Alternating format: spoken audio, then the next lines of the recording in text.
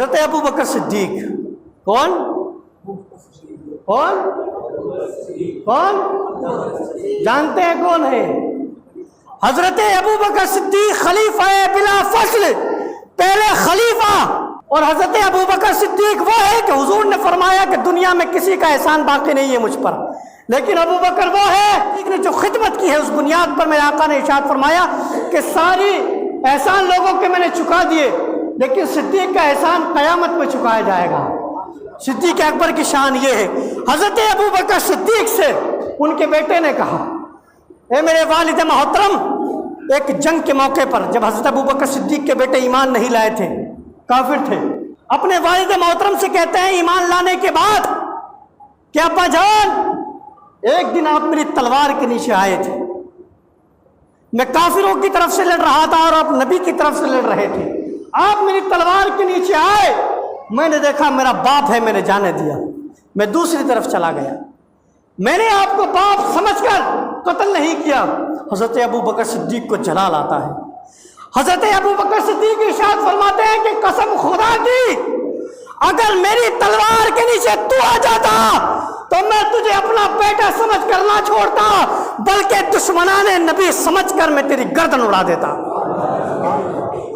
خاص بیٹا ہے، خاص بیٹا ہے، خاص بیٹا ہے، لیکن حضرت ابو بکر صدیق نے بتا دیا کہ بیٹا بعد میں ہے، پہلے ہم حضور علیہ الصلوۃ والسلام کے غلام ہیں، رشتہ داری بعد میں ہوگی، حضور کے غلام ہم پہلے ہیں، بیٹا بعد میں ہوگا، حضور کے غلام ہم پہلے ہیں، کیونکہ قبر میں بیٹا کام نہیں آئے گا، حضور کام آئیں گے، قبر میں رشتہ داریاں کام نہیں آئیں گی، حضور کام آئیں گے، کل قیامت میں دوست یار کام نہیں آئیں گے، حضور کام آئیں گے۔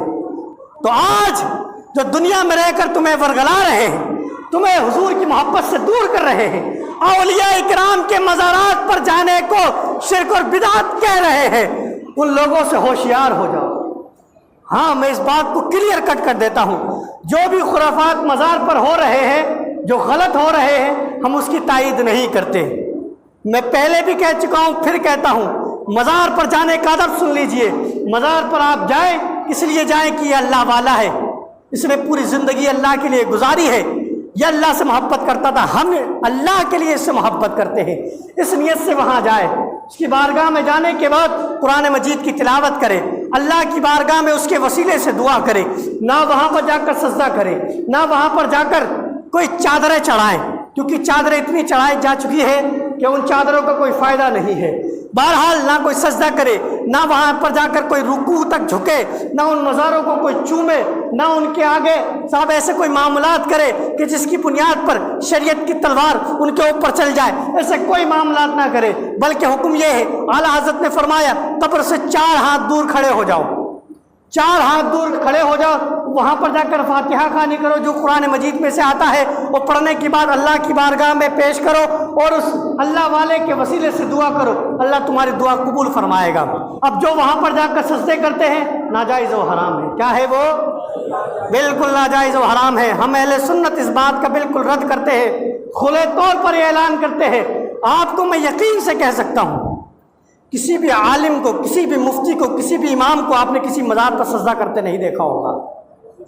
جتنے بھی ہوتے ہیں یہ عوام ہوتی ہے، اور وہاں پر جو بیٹھے ہوئے ہوتے ہیں گدی نشین، وہ بھی سارے کے سارے جاہل ہوتے ہیں، تو وہ پیسہ کمانے کے لیے وہ ان کو چادروں کے نیچے گھسا دیتے ہیں، وہ ان کے قبروں کے اوپر سجدہ کرواتے ہیں۔ یہ تمام کے تمام عمل غلط ہے۔ کیا ہے یہ؟ تمام کے تمام عمل غلط ہے۔ مزاروں پر جائے، جو اعلیٰ حضرت نے ادب بتایا، جو میں نے ابھی ذکر کیا، اس اہتمام کے ساتھ جائے۔ تو اب آپ مجھے اپنے دل پر ہاتھ رکھ کے بتائیے، کیا یہ جانا شرک ہو سکتا ہے؟ کیا یہ جانا غلط ہو سکتا ہے؟ ہرگز نہیں ہو سکتا، کیونکہ یہ اللہ والے ہیں، اور ہم ان سے محبت اس لیے کر رہے ہیں کیونکہ یہ اللہ والے ہیں۔